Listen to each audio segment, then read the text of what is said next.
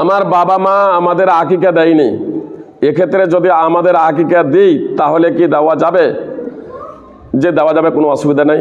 একটি হাদিস এ মর্মে রয়েছে, আক্কা রাসূলুল্লাহ সাল্লাল্লাহু আলাইহি সাল্লাম বাদা মা বুইসা, নবী সাল্লাল্লাহু আলাইহি সাল্লাম নবুয়ত লাভের পরে তার আকিকা তিনি দিয়েছিলেন। যদিও ইমাম নওয়াবী, ইমাম ইবনে হাজার আসকালানী প্রমুখগণ হাদিসটিকে জয়ীফ বলে আখ্যায়িত করেছেন, তবে আল্লামা নাসিরুদ্দিন আলবানী রাহিমাহুল্লাহ হাদিসটিকে হাসান বলে উল্লেখ করেছেন।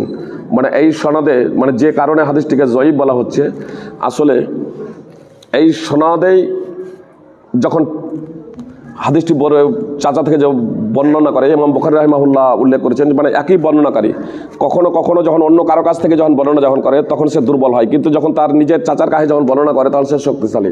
বা কখনো কখনো এই ধরনের বর্ণনাকারী হয় যে একজন বর্ণনাকারী আছে, স্বামী থেকে যদি বর্ণনা করে তাহলে সে তার হাদিস গ্রহণযোগ্য, আবার স্বামী ছাড়া অন্য কারো কাছ থেকে যদি বর্ণনা করে তাহলে সেটা গ্রহণযোগ্য নয়।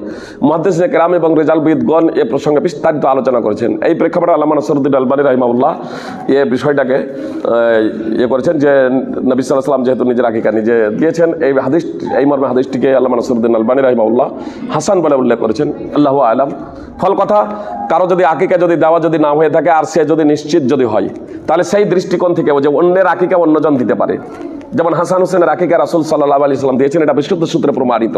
এ থেকেও প্রমাণিত যদি আমার আকিকা যদি দেওয়া না থাকে আর আমি যদি নিশ্চিত যদি হই কারো মাধ্যমে, তাহলে আমার আকিকা আমি দিতে পারি, কোনো সমস্যা নেই, জায়েজ।